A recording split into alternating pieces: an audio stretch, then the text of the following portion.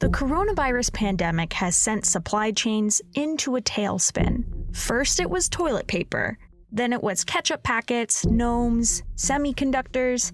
Now it's rubber. Multiple factors are leading to a major rubber shortage around the world. This could be getting a lot worse. We could be on the cusp of a rubber apocalypse. To ensure an uninterrupted supply of natural rubber from the few regions of the world which grow it is a major concern of every world power, most of all the United States. The global natural rubber market was valued at nearly $40 billion in 2020, but demand for rubber is really continuing to increase.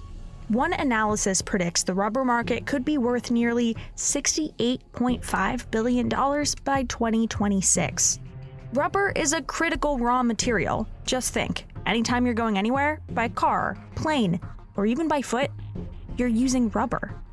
But rubber is also used in your personal protective equipment, like gloves and masks, like the elastics that stretch behind your ears. Plus, it's used in literal rubber bands. And then there are hair ties, underwear, erasers, condoms, and more. Rubber ducks, though, those are plastic. It's used in more than 40,000 commercial products. You could call it a shortage. Some people are referring to it more as a supply chain disruption. Rubber producers are working against all odds. Climate change, disease, both COVID and a destructive fungus, not to mention the fight for shipping containers. So, let's break down what exactly this all means for the rubber shortage. Before the coronavirus struck, the rubber industry faced challenges. But to start, here's how rubber is made. Well, natural rubber anyway. It's kind of like how you would tap a tree for maple syrup. Certain trees can be tapped for liquid sap, also known as latex. Latex is gathered from the trees by making a cut in the bark, collecting the runny sap in cups. By mid-morning, the workers are ready to begin their collection. It's called the Hevea brasiliensis, and as the name suggests, is a tree that is originary of South America. Ammonia is added to keep the sap from solidifying. Then acid is added in a process called coagulation to extract the rubber. A few hours later, the mixture goes through rollers to remove excess water, then layers of rubber are hung over racks to dry for a couple of days before being folded into bales for processing. There are synthetic rubbers. America's synthetic rubber problem nears a solution. But sometimes it can't be swapped out for the real thing because of natural rubber's particular properties. Take airplane tires as an example. Gotta be 100% natural rubber. And most natural rubber doesn't come from the US, not even North America. In fact, most of the world's natural rubber, 90% of it, comes from Southeast Asia, Thailand specifically, the largest producer. The US imported $140 million worth of natural rubber in March 2021 alone. Most of that rubber comes from independent farmers in Southeast Asia, also known as smallholders. 85% of the natural rubber that we have in the world today is produced by smallholders. So these are families that work on lands that are usually 1 to 2 hectares in size. This means they have 1 to 2 soccer or football fields. Those families of farmers are at war with diseases destroying the crops. Fungus affecting rubber-producing plants has destroyed 10% of global supply. But Pestalothiopsis and Neophysococcus, the trees are only like 8 feet apart, and they're all clones. So there's very little genetic diversity. So it's a bunch of identical twins for miles on end. So of course, if one gets a bad disease, they're all susceptible to it. There's no immunity. It's a desperately sensitive system. And farmers face the impacts of climate change on their business. Extreme weather events last year had a significant impact on that loss in production. But if you've got major floods, you're going to kill your trees. You've got tsunamis and typhoons. Again, major issues on supply. Farmers have to be strategic about planting their crops. You have to plant a tree, and that tree takes 4 to 7 years to mature before you can get rubber out of it. So if there's not enough careful planning and enough resources that are put into replanting, then we see what we've seen in the past years, that you have a cyclical nature in the availability of rubber. So basically, the prices are low, right? What happens is that people don't plant because it seems that there's no business case for rubber. At a certain point, demand keeps increasing up to a point where prices start picking up and people start planting rubber a lot. But that rubber doesn't come into fruition until 4 to 7 years after that. And when it comes into the market, then you have a slump in prices. This causes rubber farmers to face unreliable income streams. That makes it hard to afford resources to fight off those diseases. Rubber tappers are only being paid like $2 to $6 a day. That's not a living wage. There was no money left to improve the health of the plants. There's no money left for fertilizers or for proper tree maintenance. And then COVID-19 scrambles the supply chain even further. Now, demand for rubber is spiking. Part of the reason? Car tires. So tires is by far the largest consumer of natural rubber. But what really matters is how much are people using tires. With food deliveries and, well, not just food, but goods in general, we are using tires more and more. Manufacturers have told CNBC that they haven't been affected yet. Tire maker Goodyear telling CNBC, we are not currently experiencing supply limitations.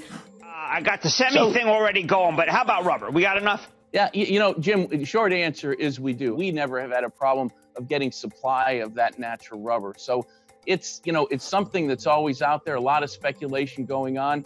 I can never say never about something that could happen to Southeast Asian rubber trees. That we haven't been affected by this obviously very, very difficult overall global supply chain disruption. And now shipping containers are hard to come by. We're hearing that rubber is increasingly hard to import for some industries. So what's the problem here? Well, it's multiple factors. A lack of shipping containers, bottleneck caused by the Suez Canal, and a recent surge in demand from end users. Supply chains are very much at capacity at the moment during COVID. The sheer fact that because people are at home and the way the things are working, the shipment of goods has increased.